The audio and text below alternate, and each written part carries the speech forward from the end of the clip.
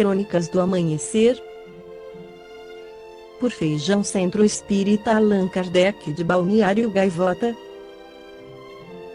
17 de novembro de 2019. Lei aprovada por Doria institui o Dia de Oração pelas autoridades da nação em SP Parte 1.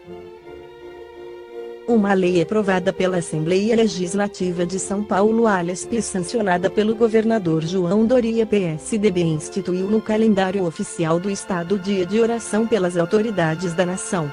A data será celebrada em toda terceira segunda-feira de cada mês, de acordo com o texto, publicado no Diário Oficial do Estado na quarta-feira, dia 31/07.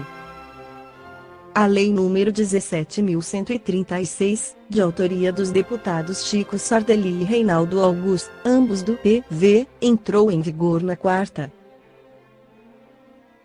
Outras leis religiosas também na quarta-feira. O Diário Oficial do Estado trouxe a sanção e a publicação de outras 3 leis de caráter religioso no Estado. A Lei nº 17.133 institui o Dia da Escola Bíblica em homenagem aos cidadãos cristãos participantes do ensino bíblico nas igrejas. A data será comemorada anualmente, no terceiro domingo de setembro. Outra lei, a 17.125, instituiu o Dia da Assembleia de Deus Ministério de Madureira, a ser comemorado, todos os anos, em 15 de novembro. Também foi criado o Dia da Igreja Sara Nossa Terra, celebrado todos os anos em 7 de setembro, com o objetivo de homenagear os cidadãos evangélicos membros da Igreja. Todas as leis foram sancionadas por Doria e passaram a ser válidas da data de publicação.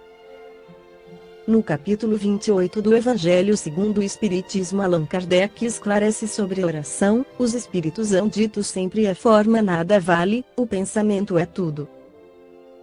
Ore, pois, cada um segundo suas convicções e da maneira que mais o toque. Um bom pensamento vale mais do que grande número de palavras com as quais nada tenha o coração. Os espíritos jamais prescreveram qualquer fórmula absoluta de preces. Quando dão alguma, é apenas para fixar as ideias e, sobretudo, para chamar a atenção sobre certos princípios da doutrina espírita. Fazem-no também com o fim de auxiliar os que sentem embaraço para externar suas ideias, pois alguns há que não acreditariam ter orado realmente, desde que não formulassem seus pensamentos. A coletânea de preces, que este capítulo encerra, representa uma escolha feita entre muitas que os espíritos ditaram em várias circunstâncias. Eles, sem dúvida, podem ter ditado outras e em termos diversos, apropriadas a certas ideias ou a casos especiais, mas pouco importa a forma, se o pensamento é essencialmente o mesmo. O objetivo da prece consiste em elevar nossa alma a Deus. A diversidade das fórmulas nenhuma diferença deve criar entre os que nele creem, nem, ainda menos, entre os adeptos do Espiritismo, porquanto Deus as aceita todas quando sinceras. Não há, pois, considerar esta coletânea como um formulário absoluto e único, mas apenas uma variedade no conjunto das instruções que os Espíritos ministram.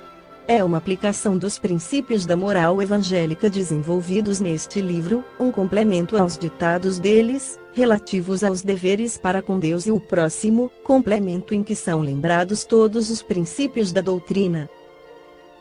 O Espiritismo reconhece como boas as preces de todos os cultos, quando ditas de coração, e não de lábios somente. Nenhuma impõe, nem reprova nenhuma.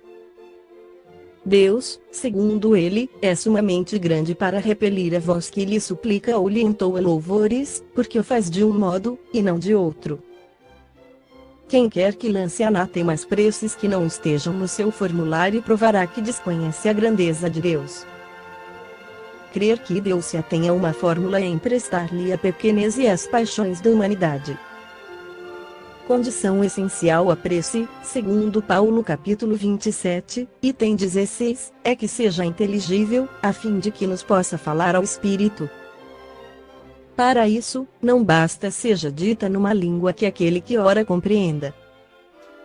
Há preces em língua vulgar que não dizem ao pensamento muito mais do que se fossem proferidas em língua estrangeira, e que, por isso mesmo, não chegam ao coração.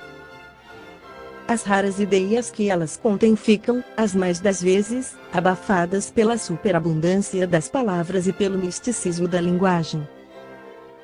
A qualidade principal da prece é ser clara, simples e concisa, sem fraseologia inútil, nem luxo de epítetos, que são meros adornos de lentejoulas.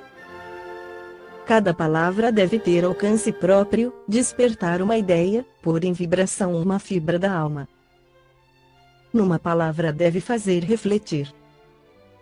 Somente sob essa condição pode a prece alcançar o seu objetivo, de outro modo, não passa de ruído.